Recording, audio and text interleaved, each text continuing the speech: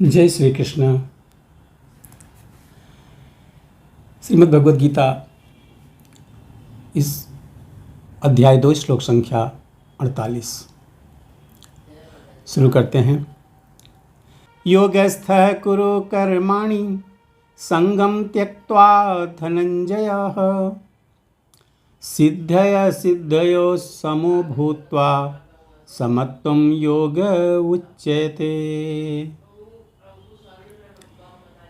योगस्थ कुरु कर्माणि, समभाव होकर के कर्म करो। जो आपका कर्म है वो समभाव होकर के करो। संगम त्यक्त्वा धनंजय, आसक्ति को त्याग करके हे अर्जुन तुम समभाव होकर के कर्म करो। योगस्थ कुरु कर्माणि संगम त्यक्त्वा धनंजय, हे धनंजय, हे अर्जुन तुम आसक्ति को त्याग कर समभाव होकर के अपने कर्म को करो। पहली लाइन का अर्थ हो गया। दूसरी लाइन का है सिद्धय असिद्धयो समो भूत्वा। सिद्ध और असिद्ध, सफलता या विफलता को समभाव में देखना है। जीतते हो तो वैसे ही रहना है, हारते हो तो भी वैसे रहना है। तो सफलता और विफलता दोनों में समभाव, समो भूत्वा, समभाव होकर समत्वम योग उच्यते। ऐसी समता जहाँ सफलता और विफलता में एक समान अवस्था में आप रहते हो तो ऐसी समता योग कहलाती है।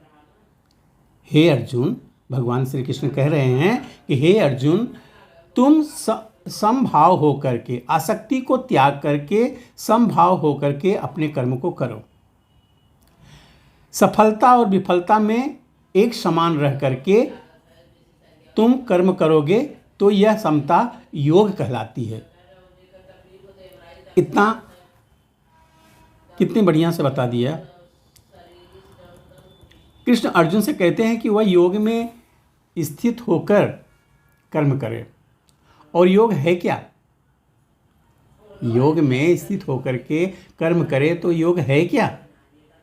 योग का अर्थ है सदैव चंचल रहने वाली इंद्रियों को वश में रखते हुए परम तत्व में मन को एकाग्र करना। और परम तत्व कौन है? भगवान ही परम तत्व है। और चूंकि वह स्वयं अर्जुन को युद्ध के लिए कह रहे हैं, अतः अर्जुन को युद्ध के फल से कोई सरोकार नहीं है। जय या पराजय कृष्ण के लिए विचारणी है। अर्जुन को तो बस श्री कृष्ण के निर्देशानुसार कर्म करना है। कृष्ण के निर्देश का पालन ही वास्तविक योग है।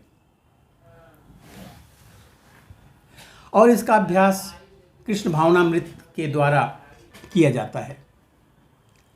एकमात्र कृष्ण भावनामृत के माध्यम से ही सामित्व भाव का परित्याग किया जा सकता है। शरणागति होती है तो सब कुछ हो जाता है। जब शरणागति नहीं होती है, कर्ता भाव होता है, अपना कुछ अहंकार होता है, तब वो कृष्ण भावनामृत में नहीं आ सकते। एकमात्र कृष्ण भावनामृत के माध्यम से ही स्वामित्व का भाव का परित्याग किया जा सकता है। इसके लिए उसे कृष्ण का दास या उनके दासों का दास बनना होता है। कृष्ण भावनामृत में कर्म करने की यही एक विधि है जिसमें योग में स्थित होकर कर्म किया जा सकता है। अर्जुन क्षत्रिय है, अतः वह वर्णाश्रम धर्म का अनुयायी है। विष्णु पुराण में कहा गया है कि वर्णाश्रम धर्म का एकमात्र उद्देश्य विष्णु को प्रसन्न करना है। सांसारिक नियम है कि लोग अब पहले अपनी तुष्टि करते हैं, किंतु यहाँ तो अपने को तुष्ट ना करके कृष्ण को तुष्ट करना है। अतः कृष्ण को तुष्ट किए बिना कोई वर्णाश्रम धर्म का पालन कर ही नहीं सकता। यहाँ पर परोक्ष रूप से अर्जुन को कृष्ण द्वारा बताई गई विधि के अनुसार कर्म करने का आदेश है। मिलते हैं अगले वीडियो में एक और श्लोक के साथ। तब तक के लिए जय श्री कृष्ण।